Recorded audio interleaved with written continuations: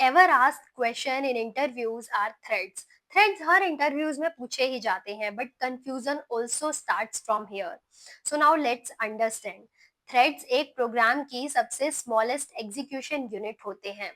मान लो आप एक प्रोग्राम लिखते हो, तो उस प्रोग्राम का प्रोसेस बनता है। अब उस प्रोसेस को रन करने के लिए मल्टीपल थ्रेड्स होते हैं। अब ये थ्रेड्स उस प्रोसेस को एग्जीक्यूट करते हैं। मान लो प्रोसेस आपका एक कंटेनर है और उसके अंदर जो थ्रेड्स हैं वो एज अ वर्कर काम करते हैं। हर एक थ्रेड के पास अपनी स्टैक मेमोरी होती है, बट ये हीप मेमोरी शेयर करते हैं। इसीलिए थ्रेड्स फास्ट तो होते हैं, बट सिंक्रोनाइजेशन की नीड होती ही है। Now we understood about threads, now let's see thread versus runnable. और जावा किसे प्रेफर करती है और क्यों? रनेबल एक इंटरफेस है जो कि इम्प्लीमेंट किया है एक क्लास माई रनेबल ने। यहाँ पर थ्रेड एक क्लास है जो कि एक्सटेंड हो रहा है बाय माई थ्रेड। तो यहाँ पर रनेबल का काम होता है व्हाट टू एग्जीक्यूट, जबकि थ्रेड देखता है कि how to execute and when to execute. अब क्योंकि रनेबल का सिर्फ यही काम है कि व्हाट टू एग्जीक्यूट, तो यहाँ पर माई रनेबल इसका एक ऑब्जेक्ट क्रिएट किया। अब ये एक टास्क की तरह, अब इस टास्क को थ्रेड में भेजेंगे।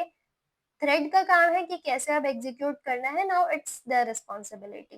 तो यहाँ पर अपनी सेपरेशन ऑफ कंसर्न का कोई इशू नहीं है। रनेबल का अपनी रिस्पॉन्सिबिलिटी है, जबकि थ्रेड की अपनी रिस्पॉन्सिबिलिटी है। अगर हम थ्रेड क्लास को एक्सटेंड करते हैं, तो यहाँ पर रनेबल यूज नहीं हो रहा है, और जो क्या एग्जीक्यूट करना है और कैसे एग्जीक्यूट करना है, दोनों रिस्पॉन्सिबिलिटी थ्रेड की ही है, जिसकी वजह से सिंगल रिस्पॉन्सिबिलिटी प्रिंसिपल ब्रेक होता है। एंड सेकेंड रीजन कि जावा मल्टीपल इनहेरिटेंस अलाउ नहीं करता।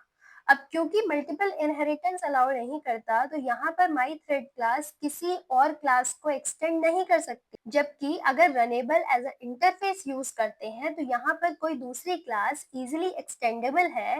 This is the reason Java prefers runnable over thread. Now let's understand thread life cycle. तो सबसे पहले एक नया थ्रेड क्रिएट हुआ।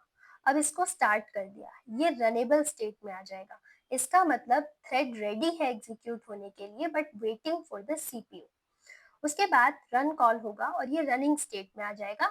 Now thread is running. अब हो सकता है कि ये किसी रिसोर्स का वेट कर रहा है और इसको रिसोर्सेज नहीं मिल रहे हैं जिसके लिए इसको टास्क एग्जीक्यूट करना है, तो ये इसके लिए स्लीप मोड या वेटिंग स्टेट में चला जाएगा। अब वेटिंग स्टेट में आफ्टर सम टाइम ये डेड स्टेट में चला जाएगा। ऐसा कभी नहीं होता कि वेटिंग स्टेट से फिर से रनिंग स्टेट में जाएगा थ्रेड। और अगर कोई भी स्लीप या वेट मोड नहीं हुआ, तो ये डायरेक्टली इसका एग्जीक्यूशन एंड हो जाएगा और ये डेड स्टेट में चला जाएगा। अब थ्रेड अगर डेड हो चुका है, तो टर्मिनेट होने के बाद कभी भी वो न्यू स्टेट में नहीं जाएगा, कभी भी वो फिर से स्टार्ट नहीं होगा। अगर आप थ्रेड्स को टास्क, एग्जीक्यूशन और लाइफ साइकिल के एंगल से समझ गए, तो कंकरेंसी स्कैरी नहीं लगता।